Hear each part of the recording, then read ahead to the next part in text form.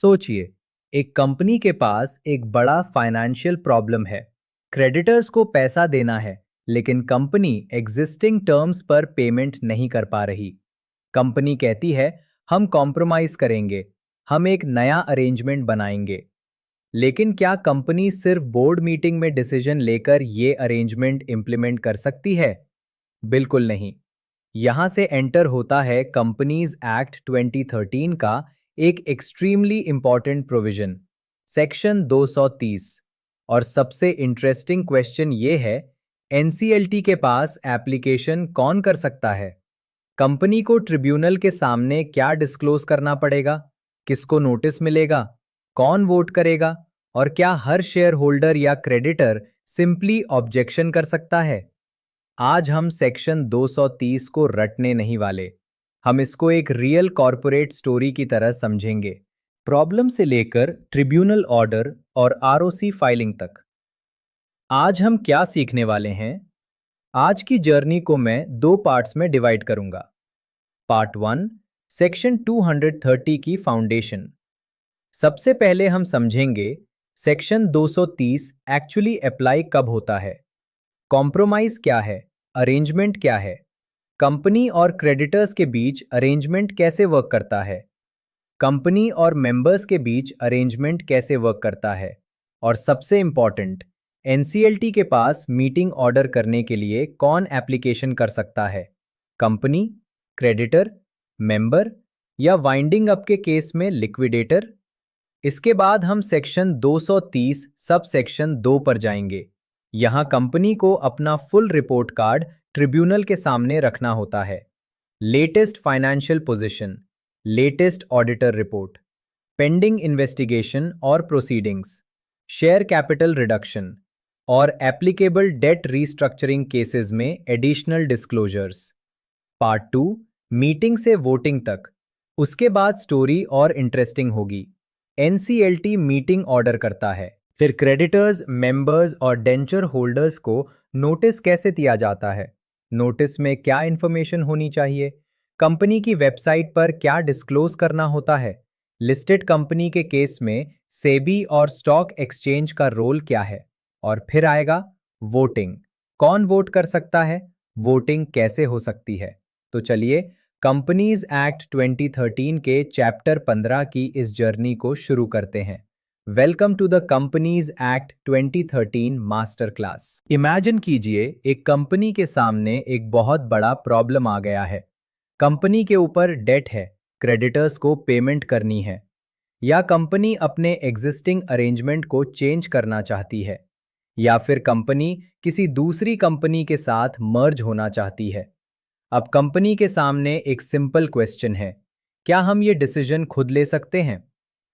Answer है नहीं, क्योंकि जब किसी कंपनी का प्रपोज्ड अरेंजमेंट क्रेडिटर्स या मेंबर्स के राइट्स को अफेक्ट करता है, तो कंपनीज एक्ट का सेक्शन 230 एक स्ट्रक्चर्ड लीगल प्रोसेस लेकर आता है।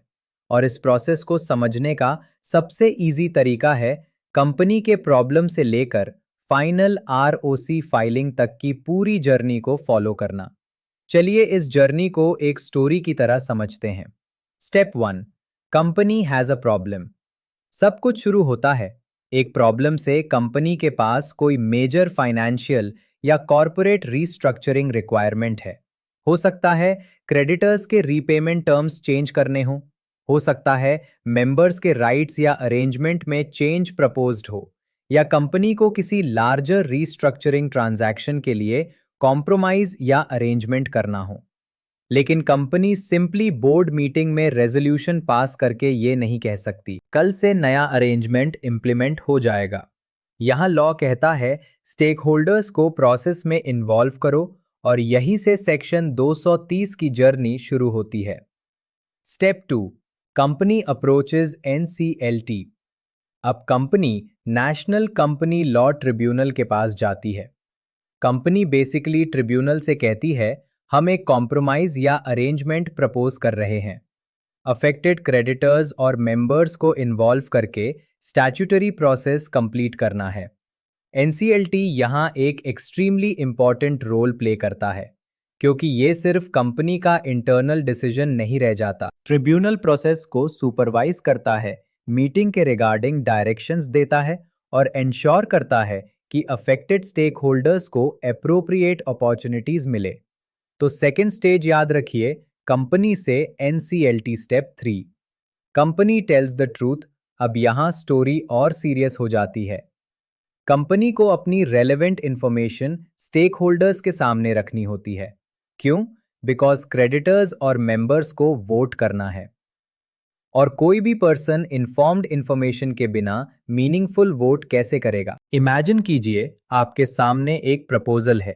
आपसे कहा जा रहा है प्लीज वोट यस और नो, लेकिन आपको कंपनी की फाइनेंशियल पोजीशन ही नहीं पता, पेंडिंग प्रोसीडिंग्स का पता नहीं, ऑडिट रिलेटेड इंफॉर्मेशन का पता नहीं, प्रपोजल का एक्चुअल इम्पैक्ट नहीं पता।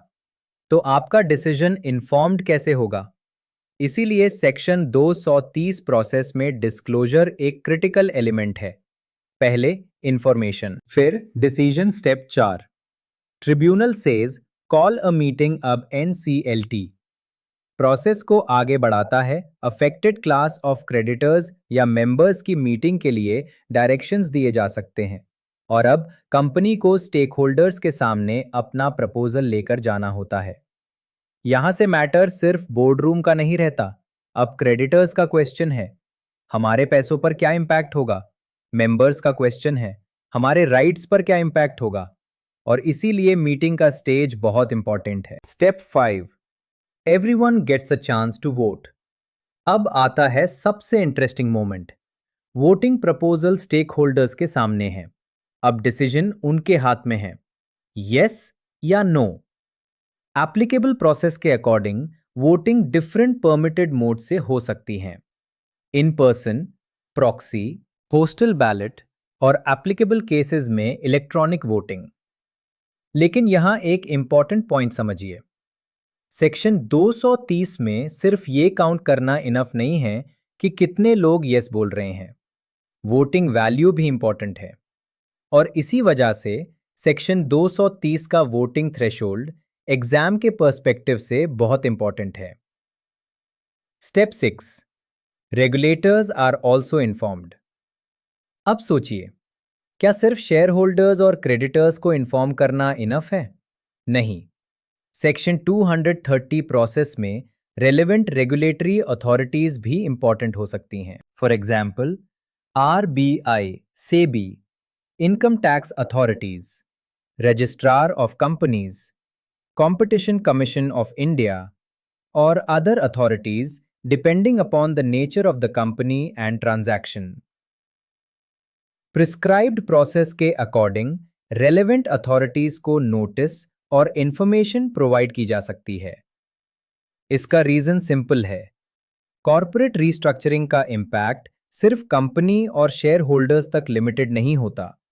Tax, competition securities market, banking regulation, corporate filings, सब कुछ कनेक्टेड हो सकता है और इसी वजह से सेक्शन 230 को एक multi stake holder and regulatory process के रूप में समझना चाहिए। Step 7, the big vote. अब इमेजिन कीजिए, मीटिंग कंप्लीट हो गई, डिस्कशन हो गया, क्वेश्चंस हो गए, स्टेक होल्डर्स ने प्रपोजल कंसिडर कर लिया और अब वोटिंग रिजल्ट सामने है। यहां प्रिस्क्राइब स्टैट्यूटरी थ्रेशहोल्ड बहुत इंपॉर्टेंट हो जाता है, सेक्शन 230 के फ्रेमवर्क टर्न हो जाता है। सेक्शन 230 के फ्रेमवर्क में रेलेवेंट क्लास के क्रेडिटर्स या मेंबर्स के अप्रूवल के लिए प्रिस्क्राइब्ड वोटिंग रिक्वायरमेंट को सेटिस्फाई करना होता है। इसलिए एक इंपॉर्टेंट एग्जाम पॉइंट याद रखिए, सेक्शन 230 में वोटिंग को सिर्फ हेडकाउंट के पर्सपेक्टिव से मत देखिए, वोटिंग वैल्यू भी क्रिटिकल है। यही रीजन है कि सेक्शन 230 के न्यूमेरिकल थ्रेशोल्ड्स को केयरफुली रिमेंबर करना चाहिए। And now comes the biggest curiosity. अब मान लीजिए रिक्वायर्ड अप्रूवल मिल गया, क्रेडिटर्स ने अप्रूव कर दिया, मेंबर्स ने अप्रूव कर दिया, रिक्वायर्ड वोटिंग थ्रेशोल्ड सैटिस्फाई हो गया। अब क्या कंपनी इमीडिएटली अरेंजमेंट इंप्लीमेंट कर सकती है? नहीं। और यही सेक्शन 230 का एक सबसे इंपॉर्टेंट कंसेप्टुअल पॉइंट है। Stake holder approval is not the end of the journey. अभी ट्रिब्यूनल का फाइनल स्टेज बाकी है। Step 8, tribunal gives the final order. अब मैटर वापस एनसीएलटी के पास आता है। ट्राइब्यूनल एंटायर प्रोसेस को कंसिडर करता है। Stake holder approval, regulatory observations, documents, compliance और एप्लीकेबल रिक्वायरमेंट्स, और उसके बाद ट्राइब्यूनल अप्रोप्रिएट ऑर्डर पास करता है। यानी वोटिंग इंपॉर्टेंट है, लेकिन voting alone final legal destination नहीं है। Tribunal order is a critical stage of the process. इसलिए सेक्शन 230 को याद रखते वक्त एक लाइन याद रखिए, वोट से प्रोसेस कंप्लीट नहीं होता। Step 9, ROC filing. और अब स्टोरी का फाइनल कंप्लायंस स्टेज। एनसीएलटी का ऑर्डर आ गया। अब क्या? कंपनी को प्रेस्क्राइब रिक्वायरमेंट्स के according order registrar of companies के साथ फाइल करना होता है। यानी ट्रिब्यूनल ऑर्डर मिलना एक स्टेप है, आरओसी फाइलिंग एक सेपरेट कंप्लायंस स्टेप है।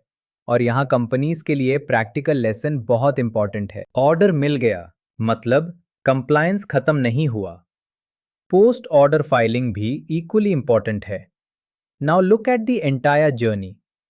अगर मैं सेक्शन 230 की एंटायर स्टोरी को एक सिंपल सीक्वेंस में बोलूं, कंपनी के पास प्रॉब्लम आती है, कंपनी एनसीएलटी के पास जाती है, कंपनी रेलेवेंट इंफॉर्मेशन डिस्क्लोज करती है, ट्राइब्यूनल मीटिंग का डायरेक्शन देता है, क्रेडिटर्स और मेंबर्स को वोट करने का अपॉर्चुनिटी मिलता है, रेलेवेंट रेगुलेटर्स को इन्फॉर्म किया जाता है, रिक्वायर्ड वोटिंग थ्रेशोल्ड अचीव होता है, ट्राइब्यूनल फाइनल ऑर्डर पास करता है, और finally company ROC filing complete करती है। Problem to NCLT, NCLT to disclosure, disclosure to meeting, meeting to voting, voting to regulatory review, approval to tribunal order, and finally ROC filing. लेकिन अब एक सवाल और, अगर क्रेडिटर्स और मेंबर्स ने यस वोट कर दिया तो उनका डिसीजन ऑटोमेटिकली सबके लिए बाइंडिंग क्यों नहीं हो जाता? क्योंकि कंपनीज एक्ट का अप्रोच सिंपल मेजॉरिटी से ज़्यादा स्ट्रक्चर्ड है। लॉ चाहता है कि अफेक्टेड स्टेक होल्डर्स को इन्फॉर्मेशन मिले, उन्हें रिप्रेजेंटेशन का अपॉर्चुनिटी मिले, required statutory voting threshold satisfy हो, रेलेवेंट अथॉरिटीज़ को इन्फॉर्म किया जा सके और ट्रिब्यूनल पूरे अरेंजमेंट को एग्जामिन करे। यानी सेक्शन 230 का फिलॉसफी है consent plus process plus tribunal supervision. और इसी वजह से सेक्शन 230 को सिर्फ कॉम्प्रोमाइज एंड अरेंजमेंट का सेक्शन समझना इनकम्प्लीट है। ये एक्चुअली एक कंप्लीट कॉर्पोरेट रीस्ट्रक्चरिंग मैकेनिज्म है। और अगर आप CS executive, CS professional, CA, law via corporate compliance के पर्सपेक्टिव से प्रिपेयर कर रहे हैं तो सेक्शन 230 को एक प्रोविजन की तरह नहीं, एक कंप्लीट जर्नी की तरह याद रखिए। Company has a problem, NCLT enters, stake holders are informed, meeting happens, voting happens, regulators are informed, threshold is achieved, tribunal passes the order, and finally ROC filing closes the loop. यही है section 230 की complete story. Section 230 clause by clause teleprompter for the second explanation. Imagine कीजिए, हमने अभी section 230 की complete journey देखी। Company के सामने प्रॉब्लम आई, कंपनी एनसीएलटी के पास गई, मीटिंग हुई, वोटिंग हुई और ट्रिब्यूनल का रोल आया। लेकिन अब असली क्वेश्चन है, सेक्शन 230 एक्चुअली कहता क्या है? किसने एप्लीकेशन फाइल करनी है? कंपनी को ट्रिब्यूनल को क्या बताना है? क्रेडिटर्स और मेंबर्स को नोटिस कैसे मिलेगा? कौन वोट कर सकता है? और सबसे इंटरेस्टिंग, क्या हर शेयर होल्डर या क्रेडिटर सिंपली ऑब्जेक्शन रेज कर सकता है? आंसर है नहीं। और इसीलिए अब हम सेक्शन 230 को क्लॉज बाय क्लॉज डिकोड करेंगे। सबसे पहले section 230 sub section 1, section 230 sub section 1। Who can ask for a meeting? Imagine कीजिए एक कंपनी है। कंपनी के ऊपर बहुत बड़ा डेट है। कंपनी अपने क्रेडिटर्स के साथ रीपेमेंट टर्म्स चेंज करना चाहती है, या कंपनी अपने मेंबर्स के साथ कोई न्यू अरेंजमेंट प्रपोज करना चाहती है। अब सवाल है, एनसीएलटी के पास कौन जा सकता है? सेक्शन 230 सब सेक्शन 1 के अकॉर्डिंग कॉम्प्रोमाइज या अरेंजमेंट कंपनी और क्रेडिटर्स के बीच हो सकता है, या कंपनी और मेंबर्स के बीच। और ट्रिब्यूनल से मीटिंग ऑर्डर करने के लिए एप्लीकेशन कंपनी कर सकती है, क्रेडिटर कर सकता है, मेंबर कर सकता है, और अगर कंपनी वाइंडिंग अप में है तो लिक्विडेटर भी एप्लीकेशन कर सकता है। यानी एप्लीकेशन का राइट सिर्फ कंपनी के पास नहीं है। ये एक वेरी इंपॉर्टेंट कॉन्सेप्चुअल पॉइंट है। अब अरेंजमेंट का मीनिंग भी इंटरेस्टिंग है। अरेंजमेंट सिर्फ डैट रीपेमेंट प्लान नहीं है, इसमें शेयर कैपिटल का रीऑर्गेनाइजेशन भी इंक्लूड हो सकता है। For example, different types of shares को कंबाइन करना, या एक टाइप के शेयर्स को मल्टीपल टाइप्स में डिवाइड करना। अब एक प्रैक्टिकल एग्जाम्पल। सपोज एक कंपनी पर 100 करोड़ का डेट नहीं, बल्कि 100 करोड़ से भी ज्यादा का डेट है। मल्टीपल लेंडर्स हैं। कंपनी टाइम पर पेमेंट नहीं कर पा रही। कंपनी एनसीएलटी के पास जाकर कहती है, हम अपने लेंडर्स के साथ एक न्यू रीपेमेंट प्लान डिस्कस करना चाहते हैं। यही सेक्शन 230 सब सेक्शन 1 का बेसिक एप्लीकेशन है। लेकिन एनसीएलटी के पास एप्लीकेशन फाइल कर देना इनफ नहीं है। अब आता है सेक्शन 230 सब सेक्शन 2। सेक्शन 230 सब section 2 companies must tell the full truth. यहां स्टोरी सीरियस हो जाती है। कंपनी ट्रिब्यूनल से कह रही है, प्लीज मीटिंग अलाउ कीजिए।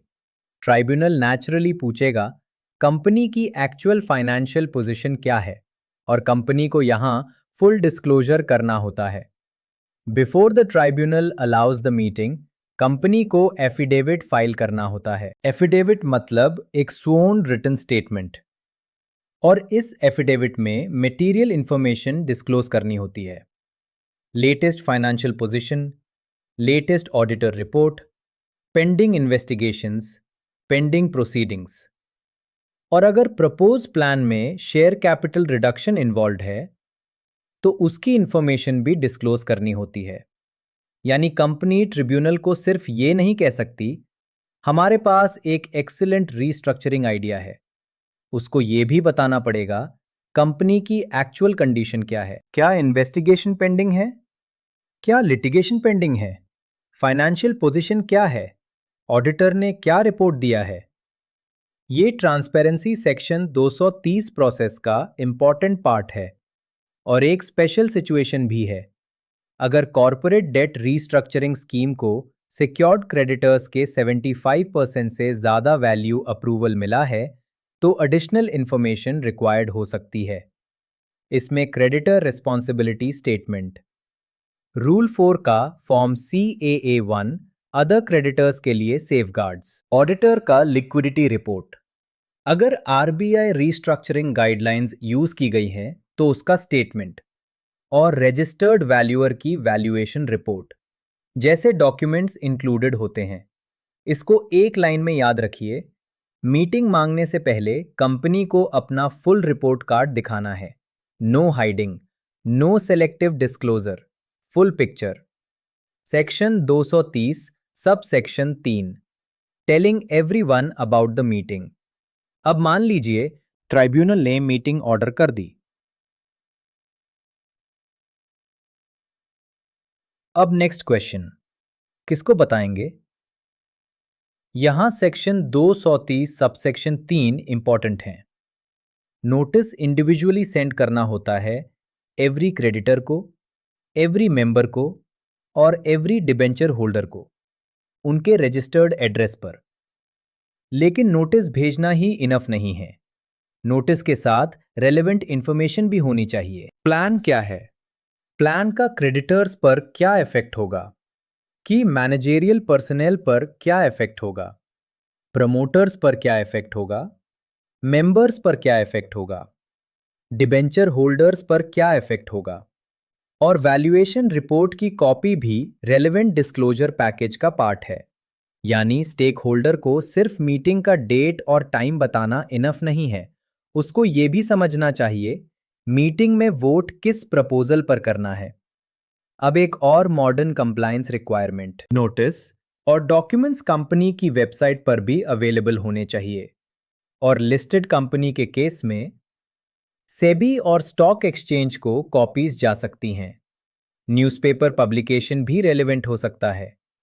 और यहाँ रूल 7 इंपॉर्टेंट हो जाता है।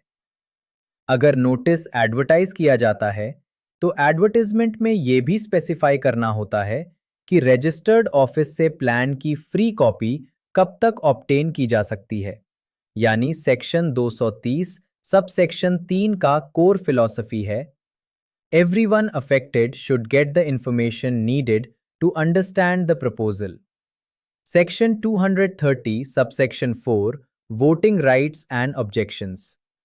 अब आता है सबसे इंटरेस्टिंग पार्ट, नोटिस मिल गया, डॉक्यूमेंट्स मिल गए, अब स्टेक होल्डर क्या करेगा, वोट करेगा। सेक्शन 230 सबसेक्शन 4 के फ्रेमवर्क के अकॉर्डिंग वोटिंग इन पर्सन हो सकती है, प्रॉक्सी के थ्रू हो सकती है, पोस्टल बैलेट के थ्रू भी हो सकती है, और सोर्स मटेरियल के according voting period 1 month from receipt of notice दिया गया है।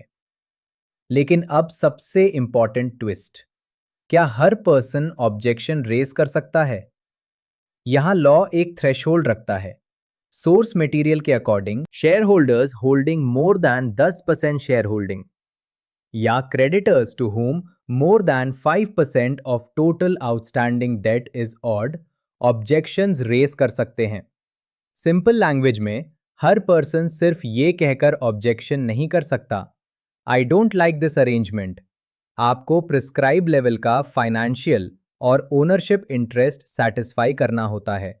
और इसी वजह से सेक्शन 230 सब सेक्शन 4 को याद रखने का ईजीस्ट फॉर्मूला है 10% शेयर होल्डिंग और 5% outstanding debt, then objection threshold becomes relevant.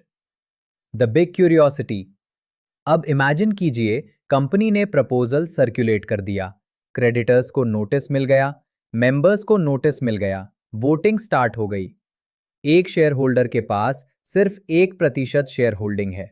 वो कहता है आई स्ट्रांगली ऑब्जेक्ट। क्वेश्चन, क्या उसका ऑब्जेक्शन ऑटोमेटिकली स्टैट्यूटरी ऑब्जेक्शन बन जाएगा? यहां थ्रेशोल्ड मैटर करता है। इसीलिए सेक्शन 230 सब सेक्शन 4 सिर्फ वोटिंग राइट्स के बारे में नहीं है, ये ऑब्जेक्शन राइट्स को भी रेगुलेट करता है। और ये कॉरपोरेट रीस्ट्रक्चरिंग में एक इंपॉर्टेंट बैलेंस क्रिएट करता है। एक तरफ स्टेक होल्डर पार्टिसिपेशन, दूसरी तरफ meaningful threshold. Final memory story. तो सेक्शन 230 के पहले 4 सबसेक्शंस को एक स्टोरी की तरह याद रखिए। Section 230 subsection 1, who can approach the tribunal? Company, creditor, member और liquidator in winding up. Section 230 subsection 2, company को क्या करना है?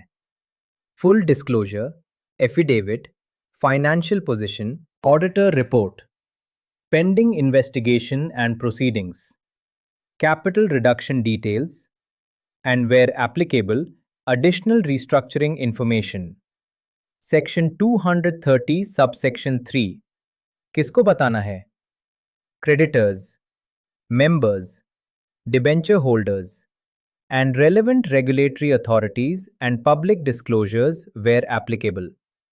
Section 230 subsection 4, कौन वोट करेगा और कौन ऑब्जेक्शन रेज कर सकता है? वोटिंग परमिटेड मोड्स के थ्रू, और ऑब्जेक्शन के लिए प्रिस्क्राइब्ड थ्रेशोल्ड इंपॉर्टेंट है। अब एक लाइन में first application, then disclosure, then notice, then voting and objections. और यहीं से सेक्शन 230 की रियल कॉर्पोरेट रिस्ट्रक्चरिंग स्टोरी और इंटरेस्टिंग होने लगती है। क्योंकि नेक्स्ट क्वेश्चन ये है, अगर वोटिंग हो गई तो अरेंजमेंट अप्रूव करने के लिए कितनी मेजॉरिटी चाहिए? और एनसीएलटी फाइनल ऑर्डर कब पास करेगा? वही नेक्स्ट स्टेज है, जहां सेक्शन 230 का सबसे इंपॉर्टेंट न्यूमेरिकल प्रोविजन सामने आता है। चलिए अब सेक्शन 230 की पूरी जर्नी को एक बार शॉर्ट में रिवाइज करते हैं। सबसे पहले कंपनी के पास कॉम्प्रोमाइज या अरेंजमेंट का रिक्वायरमेंट आता है। फिर कंपनी या एलिजिबल पर्सन एनसीएलटी के पास एप्लीकेशन लेकर जा सकता है। उसके बाद कंपनी को ट्रिब्यूनल के सामने रेलेवेंट इंफॉर्मेशन और एफिडेविट के थ्रू फुल डिस्क्लोजर करना होता है। एनसीएलटी मीटिंग का डायरेक्शन देता है। क्रेडिटर्स, मेंबर्स और डिबेंचर होल्डर्स को नोटिस दिया जाता है। रेलेवेंट इंफॉर्मेशन प्रोवाइड की जाती है। फिर स्टेक होल्डर्स को वोटिंग का अपॉर्चुनिटी मिलता है। और यहाँ वोटिंग के साथ एक इम्पॉर्टेंट क्वेश्चन आता है, क्या हर शेयर होल्डर या क्रेडिटर ऑटोमेटिकली ऑब्जेक्शन रेज कर सकता है? यही सेक्शन 230 का एक इम्पॉर्टेंट प्रैक्टिकल पॉइंट है। फिर रिक्वायर्ड अप्रूवल के बाद मैटर ट्रिब्यूनल के फाइनल ऑर्डर की तरफ जाता है और फाइनली एनसीएलटी ऑर्डर के बाद एप्लीकेबल आरओसी फाइलिंग कंप्लीट की जाती है। तो सिंपल फॉर्मूला याद रखिए, application, disclosure notice, meeting, voting approval, tribunal order, ROC filing. अब मेरी तरफ से आपके लिए एक क्वेश्चन, अगर किसी शेयर होल्डर के पास सिर्फ 1% शेयर होल्डिंग है, तो क्या वो सेक्शन 230 के अरेंजमेंट पर स्टैट्यूटरी ऑब्जेक्शन रेस कर सकता है? अपना आंसर कमेंट सेक्शन में ज़रूर लिखिए। देखते हैं कितने लोग इसका करेक्ट आंसर देते हैं। और इसका एग्जैक्ट आंसर और सेक्शन 230 के नेक्स्ट इंपॉर्टेंट प्रोविजंस को हम नेक्स्ट लेक्चर में डिटेल में समझेंगे। तब तक के लिए कीप लर्निंग, कीप रिवाइजिंग और मिलते हैं नेक्स्ट लेक्चर में।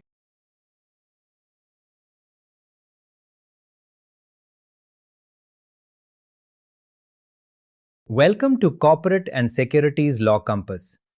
I am a member of the Institute of Company Secretaries of India, ICSI, and currently serve as a company secretary. The views, opinions, interpretations, and explanations shared on this channel are strictly my personal views and are provided solely for educational, academic, and informational purposes. They do not represent the views of my employer, any organization with which I am associated, any client, or the Institute of Company Secretaries of India, ICSI. The content is based on publicly available laws, rules, regulations, judicial pronouncements, and regulatory materials, or on hypothetical examples prepared for educational purposes. No confidential, proprietary, or unpublished information is used or disclosed. This channel does not provide legal, tax, financial, accounting, investment, or other professional advice. Viewers should consult qualified professionals before making any legal, business, or investment decisions. While every reasonable effort has been made to ensure accuracy, laws and regulations are subject to change. Accordingly, neither I nor this channel accepts any liability for any loss or consequences arising from reliance on the information presented. All trademarks, company names, and logos belong to their respective owners and are used only for educational, commentary, and informational purposes. Copyright, Corporate and Securities Law. Compass, navigating law with clarity. All rights reserved.